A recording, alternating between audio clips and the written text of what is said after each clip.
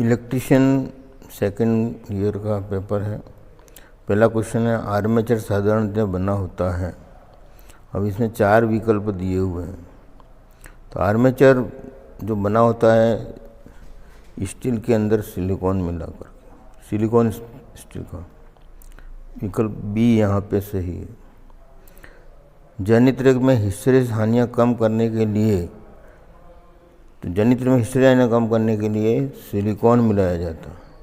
विकल्प यहाँ पर सी सही है। कोर में सिलिकॉन इस्पात, कोर है वो सिलिकॉन इस्पात की बनाते हैं स्टील। नेक्स्ट, बूस्टर कार्यों के लिए कौन सा डीसी जनित्र प्रयोग करते हैं? सीरीज जनित्र, ये श्रेणी जनित्र इसमें प्रयोग है। बी विकल्प सही है। दिक् परिवर्तक का अर्थ क्या है?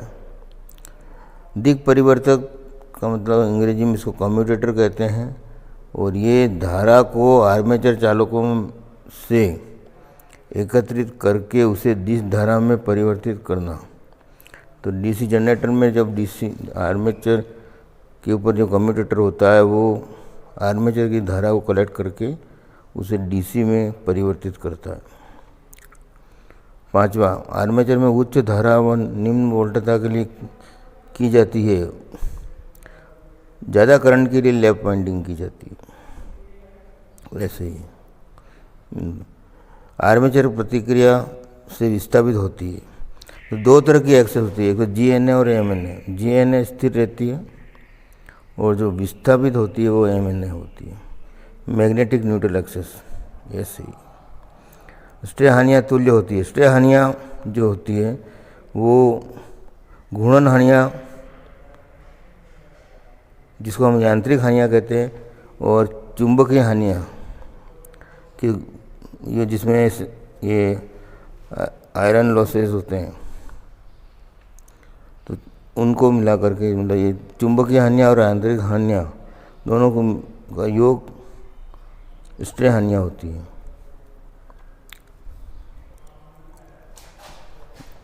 नेक्स्ट क्वेश्चन है डीसी जनित श्रेणी जनित्र में के वक्र होते हैं। श्रेणी में तो क्या है कि धारा के साथ ही वोल्टेज बनता है, उठवा होगा। ऐसे ही फील्ड धारा आईएफ समानुपाती होती है। धारा फील्ड की धारा वो फ्लक्स के समानुपाती होती है, फील्ड के फ्लक्स की। नेक्स्ट, विरोधी विद्युत वाहक बल विरोध करता है, ये दिए गए वोल्टेज का विरोध करता है।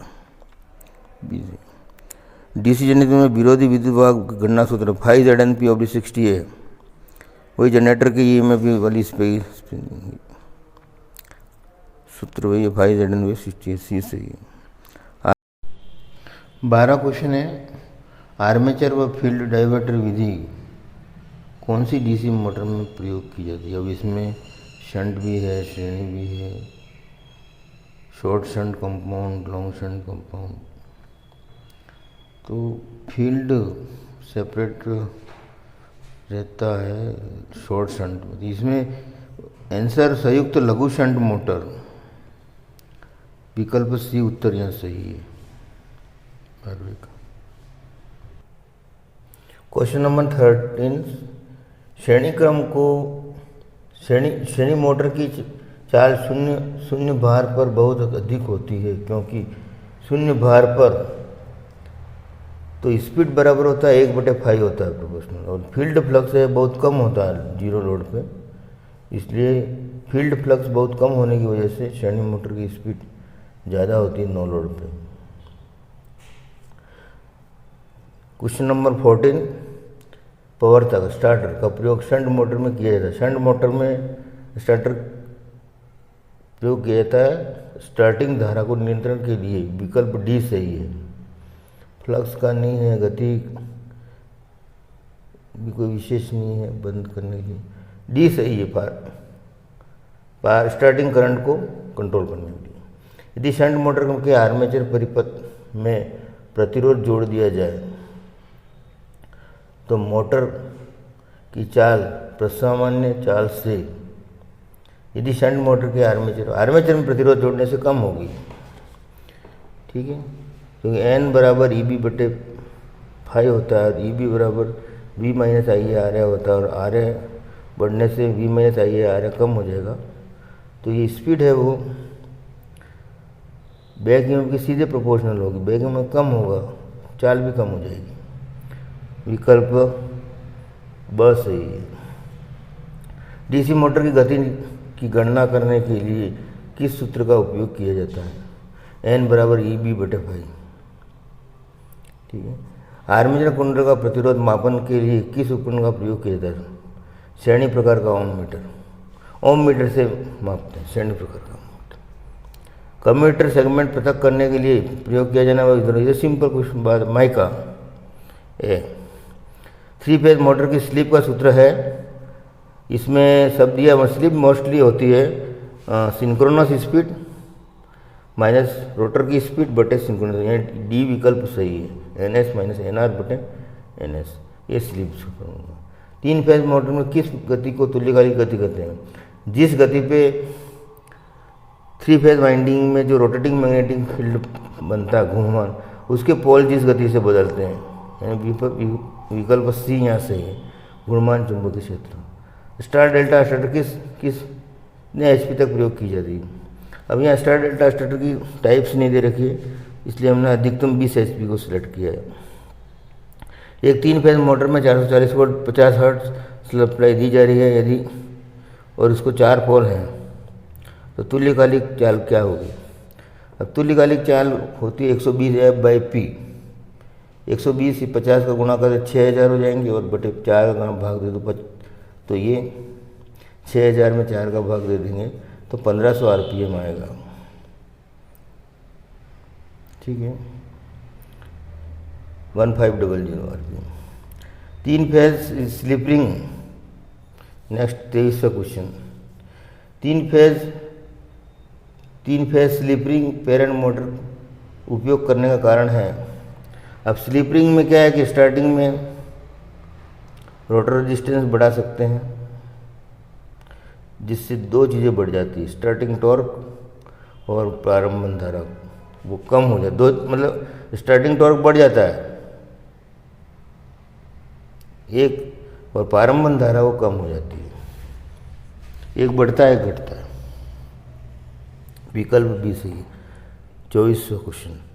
3 फेज मोटर में लोड बढ़ने पर स्लिप का मान होगा। लोड बढ़ने से स्लिप का मान क्या होगा? क्योंकि जैसे जैसे लोड बढ़ेगा वैसे रोटर की स्पीड कम होगी और स्लिप बढ़ेगी। रोटर की स्पीड कम हो जाएगी तो अंश बटे हर, ये वाली रेशियो यहाँ पर है, N S minus N R, ये बढ़ेगा तो स्लिप बढ़ेगी, बढ़ती है।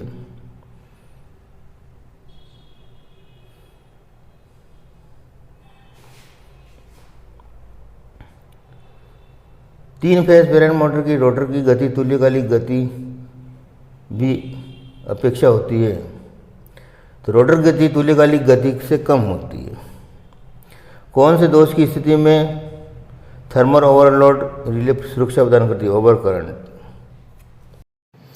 अगला question 27। Single phase parent motor किस सिद्धांत पर कार्य करती है? अब इसमें लेंज का नियम भी है, जूल का नियम भी है, फ्लेमिंग के सीधे, तो जनरली जो मोटर है वो फेराडे के विद्युत चुंबकीय प्रेरण सिद्धांत पर कार्य करती है। विकल्प सी है आपको सही है। Question number 28। वाउंड रोटर के साथ कौन सी सिंगल फेज मोटर है? यानी ऐसी सिंगल फेज मोटर जिसका रोटर वाउंड होता है, तो इस तरह रिपल्सन मोटर होती है, या प्रतिकर्षण मोटर्स। उत्तर सही है। ठीक है। नेक्स्ट, किस एकल फेज मोटर की टैप फील्ड स्पीड कंट्रोल होती है? तो टैप फील्ड यानी फील्ड की में टैपिंग वगैरह तो ये मिक्सी की और ये मोटर होती है, और वो यूनिवर्सल मोटर होती है टैप फील्ड कंट्रोल, जिसमें स्पीड को कंट्रोल करने के लिए फील्ड में से टैपिंग निकाली जाती है। तो यूनिवर्सल मोटर विकल्प है यहाँ पर सही। नेक्स्ट, एकल कला आच्छादित पोल मोटर का अनुप्रयोग कहाँ होता है? अब ये आच्छादित पोल का मतलब शेडेड पोल्स है, जनरली छोटे छोटे पंखे वगैरह में ये जो मोटर होती है वो शेडेड पोल मोटर काम में लिया, बी उत्तर सही है इसमें। एकल कला प्रेरण मोटर के स्थायी कैपेसिटर मोटर की DOR बदलेंगे, जिसमें कैपेसिटर स्थायी होता है तो इसमें रनिंग या स्टार्टिंग वाइंडिंग में से किसी एक की कनेक्शन बदलने से बदलकर इसकी घूमने की दिशा बदलते हैं। एकल कला कैपेसिटर मोटर में यदि केंद्र स्विच डिस्कनेक्ट नहीं होता तो मोटर चालू होने के पश्चात क्या होगा। अब ये स्थिति ऐसी होती है कि अगर सेंट्रीफ्यूगल फ्यूज डिस्कनेक्ट नहीं होता तो स्टार्टिंग वाइंडिंग बनी रहेगी। सामान्यतः डिजाइन ये कहती है कि एक बार मोटर स्टार्ट होने के बाद स्टार्टिंग वाइंडिंग हट जानी चाहिए। बनी रहने से दो वाइंडिंग पैरेलल में आ जाती है, टोटल रेजिस्टेंस कम हो जाता है, करंट बढ़ जाएगी और करंट के बढ़ने से स्टार्टिंग की वाइंडिंग जल जाएगी। नेक्स्ट है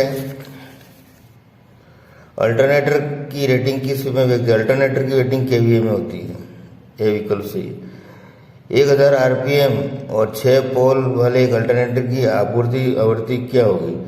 अब यहाँ फ्रीक्वेंसी पूछा, फ्रीक्वेंसी का सूत्र है PN बटे 120। F बराबर 120 PN बटे 120 है इसका सूत्र। N बराबर 120 F बाई P होता है, तो F बराबर हो जाएगा PN बटे 120।